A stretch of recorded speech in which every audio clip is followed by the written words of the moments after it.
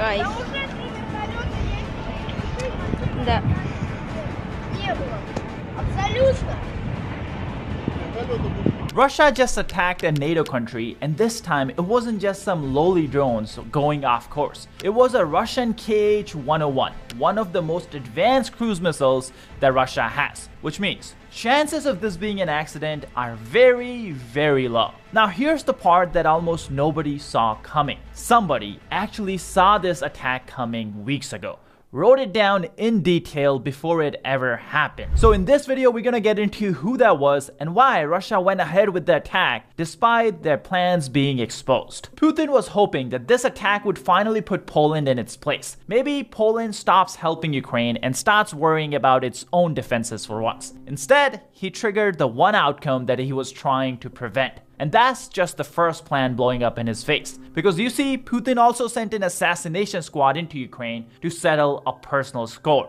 Well, that mission did not go according to plan either. Honestly, everything Putin touches right now just turns to failure. Crimea is falling apart. Russian warehouses are vanishing at a pace where I had to double check the numbers myself. And inside of Russia, people are now moving past complaining. They're now saying things on live television that would have been unthinkable just a year ago. So as you guys know, my name is Sam and you're watching Business Basics. Let's get into all of this, starting with the biggest news we have this week. Russia attacking a NATO country. A Russian cruise missile leaves a crater inside of Poland roughly 60 miles from the Ukrainian border. And the official language, at least initially, called this attack yet another example of reckless acts by Russia. But was this really reckless? Because roughly a month ago, American intelligence published a report that said that something like this would be coming. It happened at the start of July. Take a look. There was a US warning that Russia was planning an attack on Poland to test NATO's resolve. And that warning was actually passed on to Polish president directly by US intelligence at the start of the last month. And it had a lot of details. Now, before I get into the details, remember, we have seen this movie before. Back in 2022, and in fact, even in 2021, US intelligence was telling Ukraine and telling Europe that Putin was planning a full-on invasion.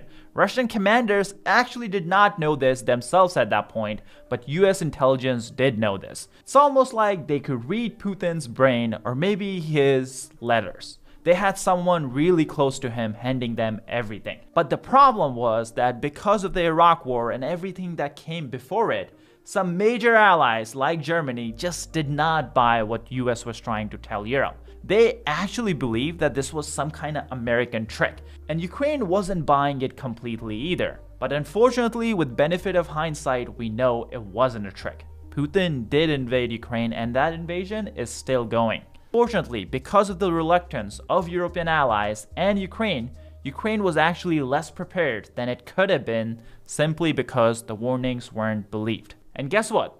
At the start of this month, the US intelligence hit the nail straight on the head. So let me show you this report that came out. According to the intelligence, Russia was considering a couple of provocation scenarios against Poland. One would be an accidental drone strike on critical infrastructure, something like a power plant, something that's very, very important.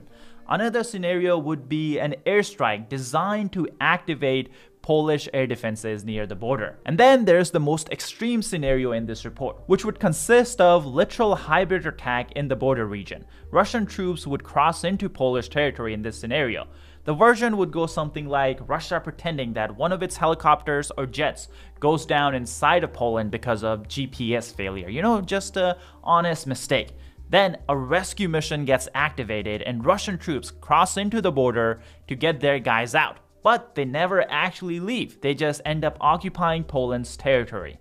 Now, I know this does sound a little bit la la land, but remember, this is the same country that truly believed that they would have Ukraine in 3 days. And on top of that, this is of course just Russia brainstorming what they could be doing. And this is like the craziest idea they had. The idea in this scenario would be that US or other NATO allies would stop Poland from firing back at Russian troops in its territory. And then Russia would negotiate with NATO, with the United States, and they would figure out some kind of deal where Russian troops would leave NATO territory. And in those negotiations, one Russian demand would be pretty simple. They want Western countries to end their military support for Ukraine. If everyone agrees, Russia pulls out its troops and it gets what it wants: stop to Western aid to Ukraine. Like I said, sounds like La La Land. Now, of course, this idea does have some holes. First one being, Russia cannot actually afford a full-scale war with NATO right now. Because as you guys know, Russian troops are kinda busy in a 3-day special military operation that Putin doesn't like talking about. Now, of course, according to Russia, the best case scenario in this situation would be they undermine Polish sovereignty, they make NATO look like a paper tiger, and then, lastly, the most important part, choke off Western support for Ukraine. And this would all be done without triggering a conventional war, where Russia needs to commit more troops or more equipment. Now, of course, so after we go through, Russia getting everything it wants without the conventional war, this is what we go into, okay?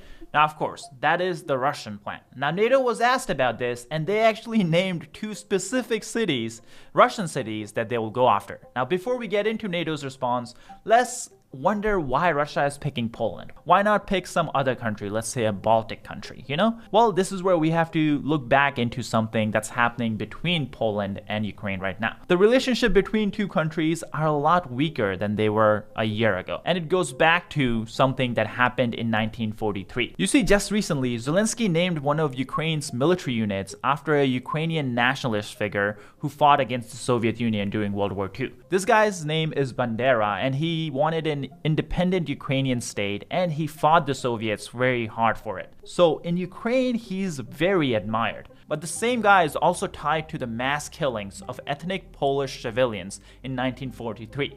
So Poland, it's actually a very deep historic trauma. So when Zelensky named a unit after someone Poland hates this much and Ukraine loves this much, it became a divisive topic between these 2 countries.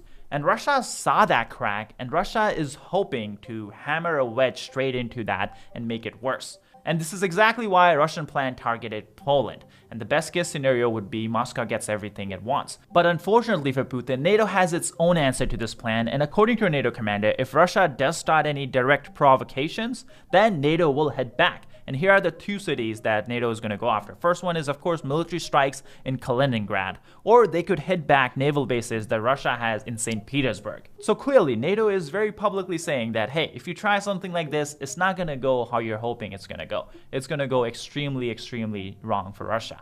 So the question is, why would Putin still go ahead with this missile strike on Poland if he knew his plan was already out there and if he knew NATO is not going to respond the way he wanted to? So this all brings us to the recent strike. Just 1 month after that report comes out, a Russian cruise missile crosses into Polish territory anyway. It ended up landing near a Polish village and creating a 10-meter deep crater. And in this footage, you can see that the missile actually dropped pretty close to where houses are. So there are people living there. Luckily, no one was hurt in this attack, and where the missile landed was just an empty field. But a little here, a little there, and we're talking about casualties or maybe even fatalities inside a NATO country from a Russian missile. And guess what? The Polish government is not treating this like some mistake. They're treating it like an opening move to some bigger plan that Russia has. The Government Security Center is now urging citizens to prepare for more attacks, pack emergency bags, locate nearby shelters, and download the official safety guides. And guess what? If you just think about this logically, it makes sense the more attacks will come pretty soon. Think about it. Just look at the pattern. First, Russia launched some accidental drones, and then we have missiles.